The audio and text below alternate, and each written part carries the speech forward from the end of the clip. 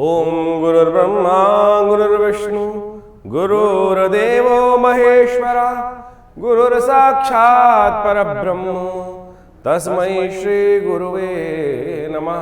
अखंडमंडलाकारं व्याप्तं येन चराचरं तत्पदं दर्शितं येन तस्मै श्री गुरुवे नमः। नमस्कार, स्वागत है आपका आचार्य वाणी में। मैं आचार्य डॉक्टर विक्रमादित्य आपके साथ हूँ। आज का विषय हमारा है धनु राशि वालों के लिए ग्रह नक्षत्रों का योग किस प्रकार का रहेगा जून के मध्यकाल में। देखिए, ग्रहों का खेल बड़ा विचित्र होता है, कभी पॉजिटिव कभी नेगेटिव, लेकिन ज्योतिष के दृष्टिकोण से कारण निवारण जानकर, कारण को जानकर निवारण भी रखने का मार्ग रखा गया है। किसी चीज़ को डायग्नोज करने के बाद उसके निवारण को भी शास्त्रों के द्वारा उपस्थित किया जाता है, और उन उपायों को यदि आप कर लें, उन रास्तों को यदि अपना लें, तो आपके ग्रह नक्षत्र आपके अनुकूल प्रभाव उत्पन्न करने वाले होते हैं। जून का जो मध्यकाल विशेष तौर पर कई ग्रहों के परिवर्तन को दिखाता है। शनि महाराज इन दिनों आपकी राशि के दृष्टिकोण से एक जो ढैया आपके लिए वातावरण बना रहे हैं, उसके साथ साथ बृहस्पति अस्त हो गए हैं, और बृहस्पति का अस्त होना आपकी राशि के दृष्टिकोण से आपको समझें कहीं ना कहीं जितनी शुभता को रक्षा करने का योग आपकी राशि के स्वामी के रूप में उपस्थित कर रहे थे, पूरा एक वर्ष उन्होंने बहुत सुंदर रूप से आपके लिए एक रास्ता बना रखा था, ढैया को एक साइड कर रखा था। वो अस्त होने के साथ साथ अभी स्थिति को विकट करने के योग बना रहे हैं, लेकिन बुध उसके साथ उदय हो रहे हैं। मंगल और साथ साथ केतु की युति बन रही है, माहौल को तेजी की तरफ ले जाती दिखाई दे रही है। और ऐसी तेजी के समय में यदि ज्ञान के देवता बृहस्पति अस्त हो जाए तो कहीं ना कहीं भिड़ने के योग बन जाते हैं। कैसे बचना है इस भिड़ंत से आपको समझ लेना चाहिए।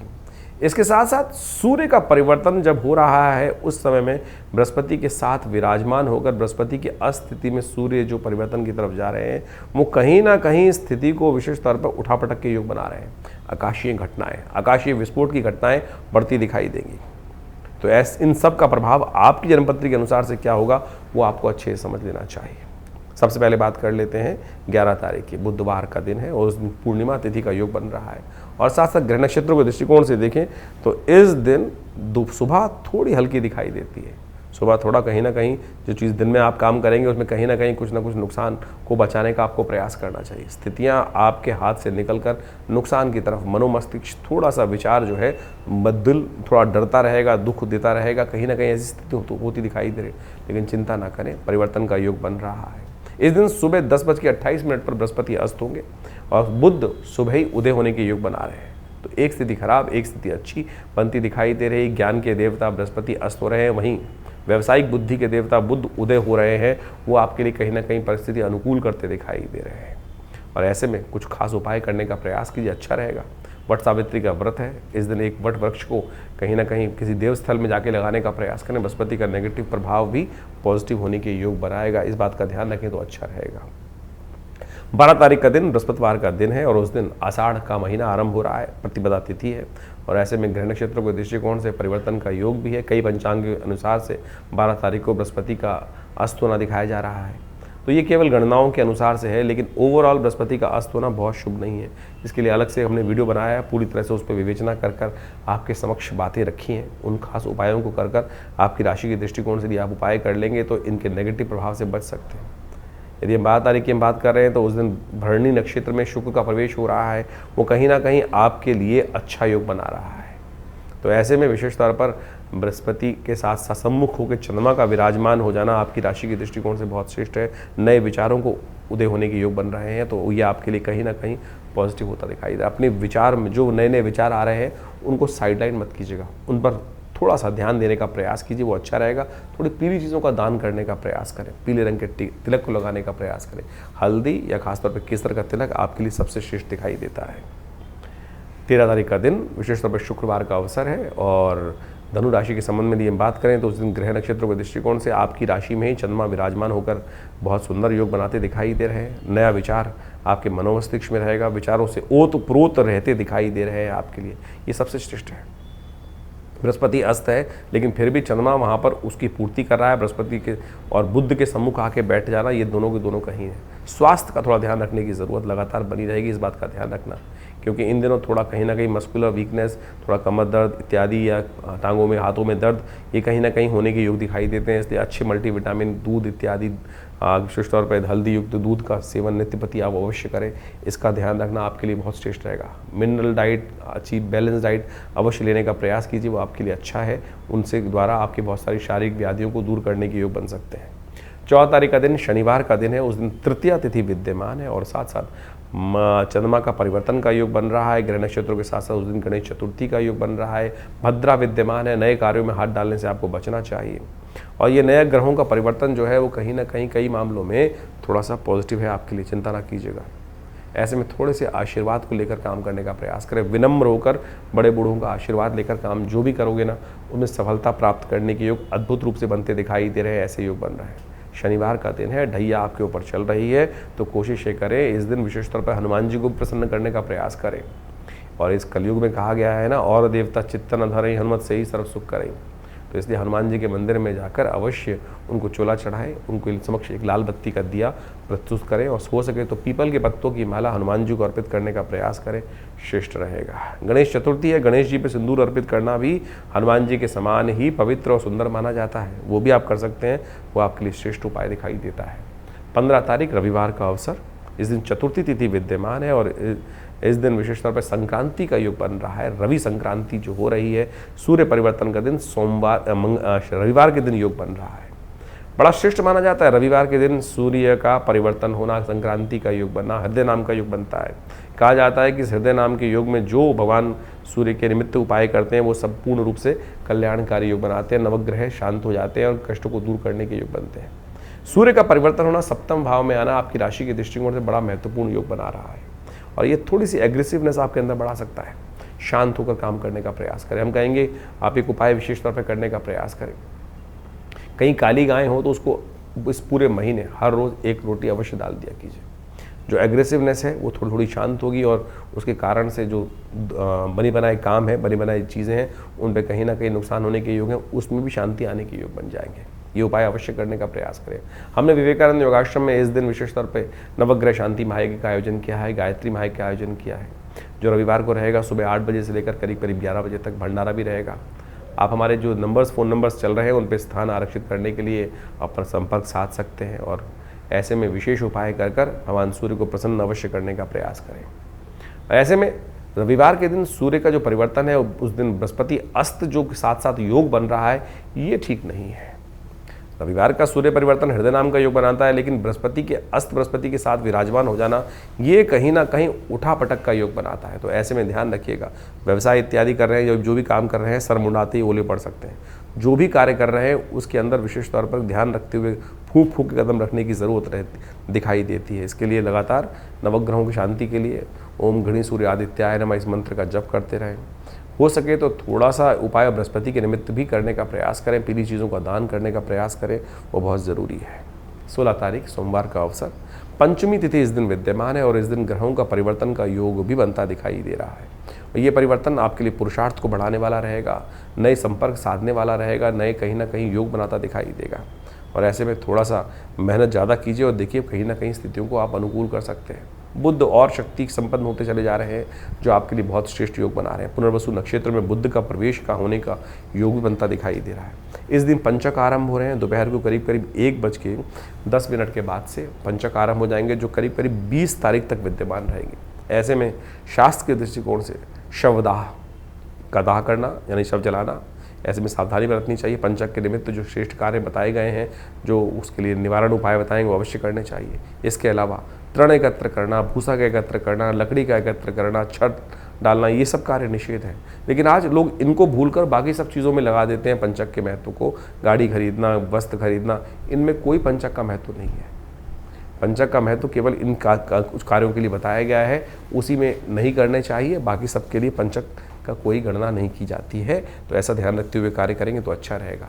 17 तारीख मंगलवार का अवसर है, षष्ठी तिथि विद्यमान है।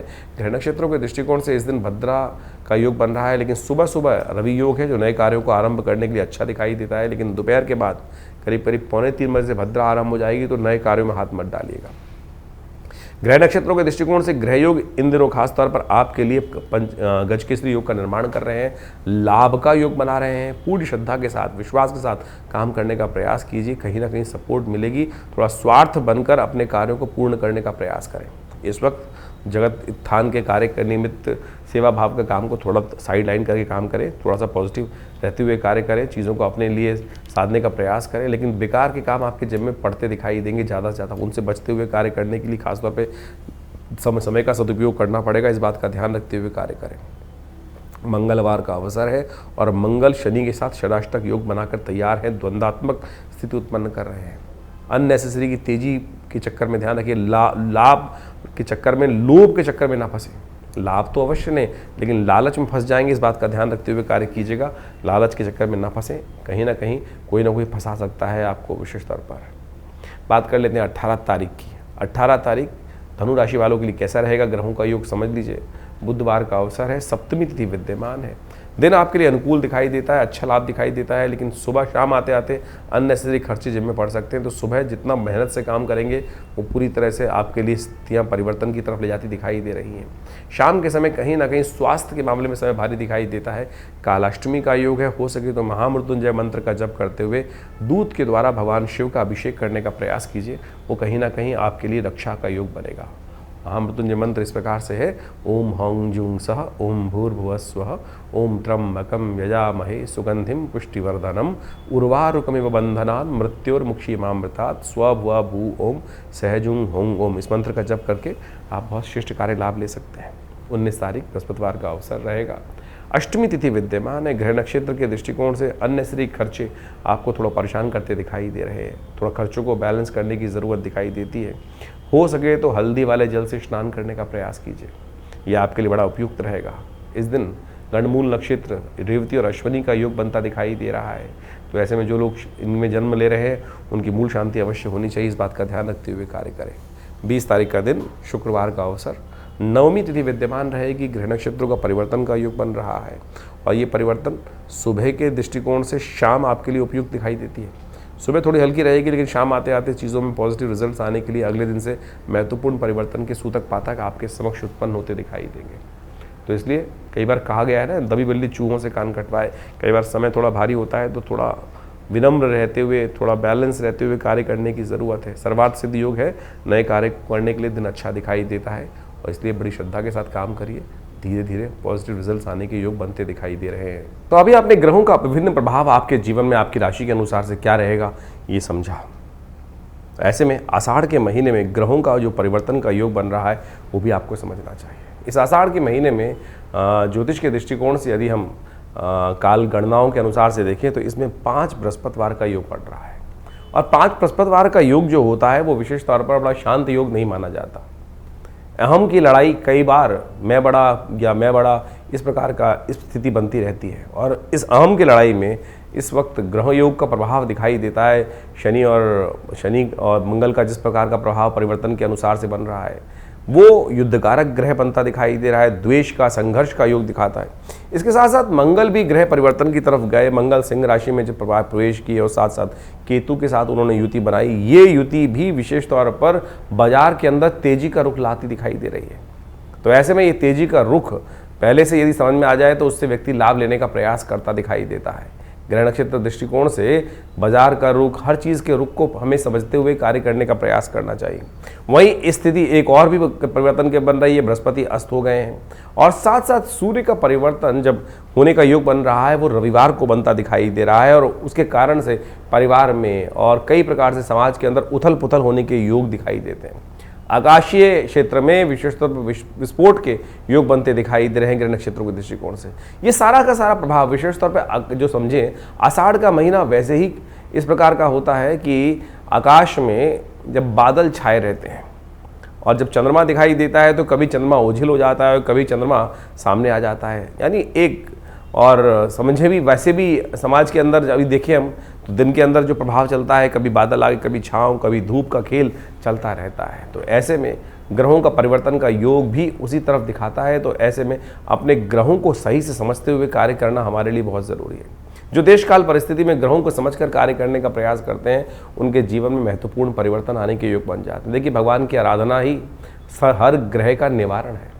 बहुत सारे लोग इस बात को समझने का प्रयास करते हैं कि उपाय जो हम दिन पर दिन बताते हैं, कई लोगों ने लिख के भेजा कि भाई नित्यपति पूजा नहीं करनी चाहिए। अरे नित्यपति तो पूजा करना सबसे श्रेष्ठ कार्य है, वो तो आपका इष्ट मंत्र जो है उसका तो जब अवश्य करने का प्रयास करें। लेकिन कई विशेष मुहूर्त बनते हैं पौराणिक कालों में, पुरानी गणनाओं के अनुसार से, पुरानी कथाओं के अनुसार से कुछ दिनों का, कुछ विशेष योगों का विशेष महत्व बताया जाता है और उस विशेष महत्व में कुछ स्पेसिफिक जो मंत्र है, जो उपाय हैं, यदि उनको कर लिया जाए तो वो कई गुना अधिक प्रभाव दिखाई देते हैं। इसलिए मन की भ्रांति को हटाने का प्रयास करें। कारण और निवारण दो एक ऐसी चीज़ें हैं जिनको जानकर, जिनको समझकर हम अनेक प्रकार के जीवन के कष्टों को दूर कर सकते हैं। निवारण तो परमात्मा का नाम ही है। अब उसके लिए विभिन्न माध्यम हैं, विभिन्न प्रकार है। जिस प्रकार भी आपका मन जहाँ पे ठहर जाए, ये मन बड़ा विचित्र चीज़ उत्पन्न करता है। मन कभी ठहरता नहीं है। मन एक क्षण में कहीं और पहुंच जाता है, एक क्षण में कहीं और पहुंच जाता है। कई बार तो मन की आशंका इस प्रकार से होती है कि परमात्मा पर भी हम शंकाएं उत्पन्न कर देते हैं कि परमात्मा कार्य करेगा कि नहीं करेगा, सुनेगा कि नहीं सुनेगा। और यही शंका जो है वो हमारे कर्म का जो फल है वो हमें को प्राप्त होने से रोक देती है। तो इस बात का हमें ध्यान रखना चाहिए। परमात्मा पे पूर्ण विश्वास, जो कर्म कर रहे हैं उस पर पूर्ण विश्वास, दृढ़ विश्वास। यदि मन में दृढ़ विश्वास होगा, श्रद्धा होगी, तो आप समझें एक छोटा सा कार्य भी, हरिनाम भी आपके जीवन में समस्त कष्टों को दूर करने का योग बना देगा। कहा जाता है ना, एक घड़ी आदि से पुनियाद, तुलसी संगत साथ की हरे कोट अपराध। लेकिन वो कब होगा? जब मनसा वाचा कर्मणा तीनों रूप से देहात्म बुद्धि से रहित होकर उस परमात्मा की शरण में जाकर एक बार हरिनाम का वो स्मरण करेंगे। तब हम उस हरिनाम के स्मरण को किस प्रकार से करने का प्रयास करते हैं। जो भी कार्य कर रहे हैं, वैसे तो कहा गया है कि 24 घंटे अहर्निश उस परमात्मा का नाम लेने का हमें प्रयास करना चाहिए। लेकिन कई बार तो क्या होता है, स्थिति ऐसी होती है कि बहुत सारे अलग अलग भाव मन में चल रहे होते हैं। लेकिन यदि ये स्थिति बन जाए कि हम 24 घंटे परमात्मा का नाम लें, तो हो सकता है कोई एक क्षण तो ऐसा आएगा कि जब पूर्ण निष्ठा के साथ उस श्री हरि के चरणों में हमारा मन लगा होगा। और जब वो क्षण आ गया तो समझें कि जितनी मेहनत 1.25 लाख, 2 लाख, 5 लाख मंत्र जप करने का प्रभाव 1 सेकंड में आपको प्राप्त हो जाएगा। तो इसलिए भारतीय संस्कृति में ज्योतिष विज्ञान में कारण और निवारण दोनों को मार्ग को प्रशस्त किया गया है। कारण जाना जाता है ग्रहों की गणना के अनुसार से, अनुभव के माध्यम से, और उपाय किए जाते हैं जिस प्रकार से भारतीय संस्कृति में ज्योतिष के अनुसार से बताया गया है। सबसे श्रेष्ठ उपाय जो बताए गए, मंत्र जप, यज्ञ, दान, यही सबसे श्रेष्ठ उपाय है। आप इसको अवश्य करने का प्रयास करना चाहिए। और आज हम विशेष तौर पर बहुत सारे अलग अलग प्रकार के उपायों को हम समझाने का जो प्रयास करते हैं, सत्य रूप में काम करता है। अभी एक व्यक्ति हमारे पास आया, बहुत परेशान था कुछ वर्ष से, और उसके कष्ट दूर हो नहीं रहे थे। तो हमने विशेष तौर पर एक अनुष्ठान, जिसको हम बहुत मुश्किल से, लोग लगातार लगे रहते हैं कि कोई भगवती बगलामुखी का अनुष्ठान कर दीजिए, ऐसा कर दीजिए। बहुत जब आवश्यकता होती है तब करने की ज़रूरत बनती है, और जब किया जाता है तो वो कई प्रकार के कष्टों को दूर करने के योग बनाता है। तो आप समझे, ये मंत्र जप इत्यादि, मुहूर्त इत्यादि बिल्कुल विशेष हैं। तो अपने देश काल परिस्थिति को समझते हुए, ग्रहों को समझते हुए सही रूप से करने का प्रयास करें, तब जाके जीवन में उन मंत्रों का प्रभाव आपको स्वयं देखने को मिलेगा। तो ये छोटे छोटे उपाय जो हमने आपके समक्ष रखे, आशा करते हैं इनको आप अपने जीवन में उतारेंगे। और शंकाओं का निवारण करने के लिए आप हमारे इस चैनल पर जाकर अपने प्रश्नों को भेज सकते हैं। हम प्रयास करेंगे उन सब प्रश्नों को व्हाट्सएप के माध्यम से जो नंबर आते हैं फ़ोन, उनको अवश्य जवाब देने का प्रयास करें। इसके अलावा पहला रविवार जो हमने विवेकानंद योगाश्रम में रखा हुआ है, वो इसीलिए रखा हुआ है यज्ञ के बाद। वैसे तो हर रविवार को बड़ा प्रोग्राम होता ही है, उसमें यज्ञ में आप ध्यान साधना इत्यादि में माँ भगवती का दर्शन करने के लिए आप आ सकते हैं। लेकिन पहले रविवार में एक प्रश्नोत्तरी का कार्यक्रम भी रखते हैं, समागम भी रखते हैं। आप वहाँ आकर अपने प्रश्नों का निवारण रविवार को सुबह 8 बजे से लेकर 10 बजे के बीच में भी आप कर सकते हैं। और हमसे मिलने के लिए कोई बहुत बड़ी जद्दोजहद नहीं करनी, आराम से आइए। विवेकानंद योगाश्रम दिल्ली में आपके तमाम प्रश्नों का जवाब भी देंगे, और बहुत सारे और भी जो मन में शंकाएं चल रही हैं अध्यात्म के प्रति, उनके सबके लिए भी बहुत सारे कार्यक्रम समय समय पर चलते रहते हैं, उनसे हम आपको अवगत कराते रहते हैं। आशा करते हैं आप विवेकानंद योगाश्रम में आकर, बहुत सारे और भी कार्य चल रहे हैं। आपकी सूचना के लिए हम बता दें, यहाँ विवेकानंद योगाश्रम में एक हॉस्पिटल है बड़ा, योगा प्राकृतिक चिकित्सा आयुर्वेद का हॉस्पिटल है, और वहाँ नित्यप्रति बहुत सारी व्यवस्थाएं भी रहती हैं। और अभी विश्व योग दिवस के अंतर्गत पूरे जमुना पार में सबसे बड़ा कार्यक्रम भारत सरकार के साथ मिलकर, आयुष मंत्रालय के साथ मिलकर किया जा रहा है, जिसमें 15,000 आदमी एक साथ मिलकर योग करेंगे 21 तारीख को। आप भी उसमें भी यमुना स्पोर्ट्स कॉम्प्लेक्स में ये कार्यक्रम रहेगा, आप उसमें भी सादर आमंत्रित हैं। सुबह 6 बजे से लेकर और करीब करीब 9 बजे तक ये कार्यक्रम रहेगा जमुना पार में, यमुना स्पोर्ट्स कॉम्प्लेक्स में। उसमें भी आप आकर हमारे साथ पूरा स्वस्थ भारत के निर्माण के लिए सुंदर योग का कार्यक्रम में भाग ले सकते हैं। धन्यवाद, नमस्कार।